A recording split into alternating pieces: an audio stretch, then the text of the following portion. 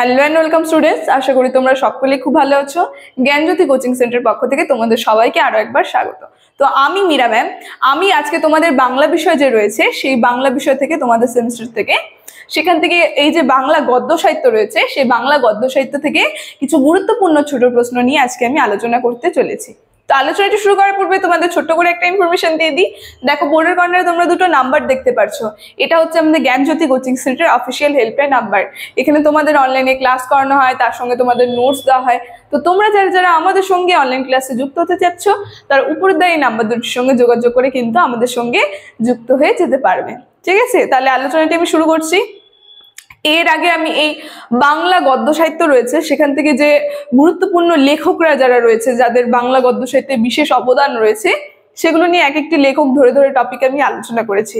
আজকে সেখান থেকে আমি ছোট প্রশ্ন নিয়ে আলোচনা করব। ঠিক আছে, বাংলা গদ্য সাহিত্যে গুরুত্বপূর্ণ যে ছোট প্রশ্নগুলি রয়েছে সেগুলি। প্রথম প্রশ্ন তোমরা যেটা লিখবে, আমি দেখো বোর্ডে লিখিনি, কারণ অনেক কয়েকটি প্রশ্ন আছে, আমি মুখে বলবো তখন তোমরা একটু লিখে নেবে, কারণ মনে রাখা তো সম্ভব নয়, তাই না? তো তোমরা তখন একটু খাতা আর পেন বের করে লিখে নেবে। দেখো, প্রথম প্রশ্ন তোমরা যেটা লিখবে সেটা হচ্ছে প্রমোদ চৌধুরীর জন্ম এবং মৃত্যু সাল। জন্ম মৃত্যু সাল রয়েছে 1868 আর জন্ম সাল রয়েছে 1868 আর মৃত্যু সাল রয়েছে 1946।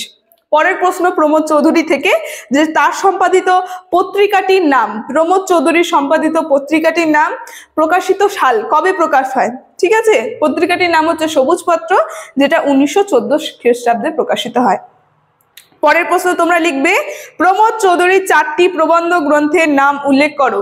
অ্যান্সারটা তোমরা লিখবে, এই যে প্রমোদ চন্দ্র চৌধুরী যে রয়েছে তার 4টি প্রবন্ধ গ্রন্থের নাম, তেল নুল লাকড়ি যেটা 1906 সালে তিনি লিখেছিলেন, তারপরে রয়েছে বীরবলের হালখাতা 1917, নানা কথা 1919, লাস্ট 4 নাম্বার রয়েছে নানা চর্চা 1932। ঠিক আছে, এই 4টা প্রবন্ধ তিনি লিখেছিলেন। তারপরে এই প্রমোদ চৌধুরী থেকে এই 3টেই প্রশ্ন ছিল।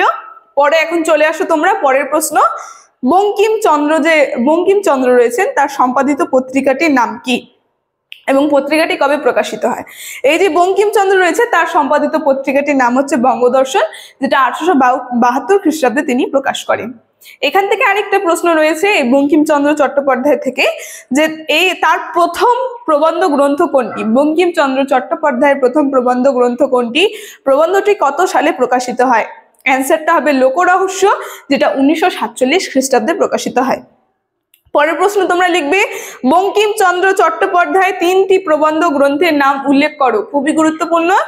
বঙ্কিমচন্দ্র চট্টোপাধ্যায় 3টি প্রবন্ধ গ্রন্থের নাম হচ্ছে বিজ্ঞান রহস্য, কমলাকান্তের দপ্তর, বিজ্ঞান রহস্য 1875, কমলাকান্তের দপ্তর 1875, কৃষ্ণ চরিত্র 1886। ঠিক আছে, পরের প্রশ্ন তোমরা লিখবে বঙ্কিমচন্দ্রের এই যে কমলাকান্ত দপ্তর যে রয়েছে এর রচনার পশ্চাতে কোন লেখকের রচনার মিল পাওয়া যায়।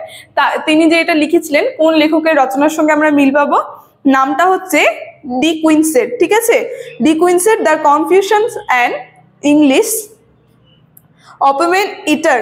ঠিক আছে, এখান থেকে আমরা তার এই গ্রন্থ থেকে, ডি কুইনসের এই গ্রন্থ থেকে কিন্তু তার মিল পাবো, তার ওই যে কমলাকান্তের দপ্তর বঙ্কিমচন্দ্রের এই গ্রন্থটি মিল পাবো। ঠিক আছে, পরের প্রশ্ন তোমরা লিখবে খুবই গুরুত্বপূর্ণ, ফোর্ট উইলিয়াম কলেজ ও শ্রীরামপুর মিশন কবে প্রতিষ্ঠিত হয়। দুটো আমি একসঙ্গে দিয়েছি, ফোর্ট উইলিয়াম কলেজও 1800 খ্রিস্টাব্দে প্রকাশিত হয়, তার সঙ্গে শ্রীরামপুর মিশন এটাও কিন্তু 1800 খ্রিস্টাব্দে প্রকাশিত হয়েছিল।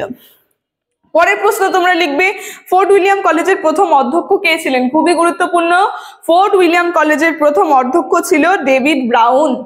ঠিক আছে, পরের প্রশ্ন তোমরা লিখবে উইলিয়াম কেরির 2টি গ্রন্থের নাম উল্লেখ করো। খুবই গুরুত্বপূর্ণ, উইলিয়াম কেরির 2টো গ্রন্থের নাম রয়েছে কথোপকথন এবং ইতিহাসমালা। পরের প্রশ্ন তোমরা লিখবে ফোর্ট উইলিয়াম কলেজের ছাত্রদের জন্য প্রথম প্রকাশিত গ্রন্থ কোনটি। এই যে কলেজের যে ছাত্ররা ছিল তাদের জন্য যে প্রথম গ্রন্থটি প্রকাশ করেছেন ফোর্ট উইলিয়াম কলেজ, সেই গ্রন্থটির নাম লিখে নাও, রাজা প্রতিপাদিত্য চরিত্র। ঠিক আছে, পরের প্রশ্ন তোমরা লিখবে বাংলা ভাষায় লেখা প্রথম মুদ্রিত গ্রন্থ কোনটি। খুবই গুরুত্বপূর্ণ, বাংলা ভাষায় লেখা প্রথম মুদ্রিত গ্রন্থ রয়েছে রাজা প্রতিপাদিত্য চরিত্র। তারপরে বলছে 32 সিংহাসন, এটা খুবই গুরুত্বপূর্ণ। 32 সিংহাসন গ্রন্থটি কার লেখা? এই গ্রন্থটি হচ্ছে মৃত্যুঞ্জয় বিদ্যালঙ্কারের লেখা। সাইডে লিখে নিবে এই ফোর্ট উইলিয়াম কলেজের শ্রেষ্ঠ পণ্ডিত যিনি ছিলেন। ঠিক আছে, যদি বলা হয় ফোর্ট উইলিয়াম কলেজের শ্রেষ্ঠ পণ্ডিত কে, সেটা হচ্ছে মৃত্যুঞ্জয় বিদ্যালঙ্কার। বলেছে মৃত্যুঞ্জয় বিদ্যালঙ্কারের লেখা দুটি গ্রন্থের নাম লিখবে হিতপ্রদেশ এবং রাজাবলী। তিনি আরো কয়েকটি লিখেছিলেন, হিতপ্রদেশ, রাজাবলী, এর আগে আমি আলোচনা করলাম, 32 সিংহাসন, এগুলো রয়েছে। তো বাঙালির রচিত প্রথম ইতিহাস গ্রন্থ কোনটি? খুবই গুরুত্বপূর্ণ। বাঙালির রচিত প্রথম ইতিহাস গ্রন্থটি রয়েছে রাজাবলী। বলে রামমোহন, পরের প্রশ্ন তোমরা লিখবে যে রামমোহনের প্রত্যুত্তরে মৃত্যুঞ্জয় কোন গ্রন্থ লিখেছিলেন?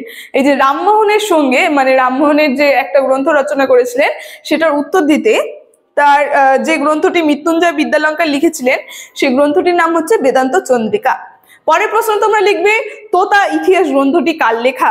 অ্যান্সারটা হবে চণ্ডীচরণ মুন্সি। তারপরে লিখবে রামমোহন রায় কত খ্রিস্টাব্দে জন্মগ্রহণ করেছিলেন? 1774 খ্রিস্টাব্দে তিনি জন্মগ্রহণ করেছিলেন।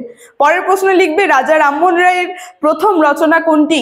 বেদান্ত গ্রন্থ। বেদান্ত গ্রন্থ হচ্ছে রাজা রামমোহন রায়ের প্রথম গ্রন্থ। ঠিক আছে, তারপরে গুরুত্বপূর্ণ একটা প্রশ্ন, এটা খুবই গুরুত্বপূর্ণ, রামমোহন রায়ের বিতর্কমূলক গ্রন্থ কি কি ছিল? এর অ্যান্সারটা তোমরা লিখবে উৎসাবনন্দ বিদ্যাবাগীশের সহিত চরিত্র, এই একটা গ্রন্থ। তারপরে রয়েছে গোস্বামী সহিত বিচার, কবিতার, এটা আরেকটা গ্রন্থ। তারপরে রয়েছে কবিতাকারের সহিত বিচার। তারপরে আরেকটা রয়েছে, সেটা হচ্ছে সহমরণ বিষয়ক প্রবর্তক নিবর্তক সংবাদ। ঠিক আছে, এই চারটা গ্রন্থ কিন্তু বিতর্কমূলক গ্রন্থের মধ্যে পড়েছিল। তারপরে আমরা দেখব যে গৌড়ীয় ব্যাকরণ গ্রন্থের লেখককে। এই যে গৌড়ীয় ব্যাকরণ রয়েছে, এই গ্রন্থের লেখককে? এই গ্রন্থের লেখক হচ্ছে রাজা রামমোহন রায়। পরের প্রশ্ন তোমরা লিখবে ব্রহ্মসঙ্গীত গ্রন্থের লেখককে? ব্রহ্মসঙ্গীত গ্রন্থের লেখক কিন্তু রাজা রামমোহন রায়। আর কয়েকটা গুরুত্বপূর্ণ কোশ্চেন রয়েছে, এগুলো ছাড়বে না একদমই, এগুলো পড়বে। যে বিদ্যাসাগরের 4টি অনুবাদকমূলক গ্রন্থের নাম, খুবই গুরুত্বপূর্ণ। বিদ্যাসাগরের 4টি অনুবাদকমূলক গ্রন্থের নাম রয়েছে শকুন্তলা, সীতার বনবাস, তারপরে বেতাল, পঞ্চবিংশ আর ভ্রান্তি বিলাস। ঠিক আছে, এগুলো হচ্ছে বিদ্যাসাগরের 4টি অনুবাদমূলক গ্রন্থ।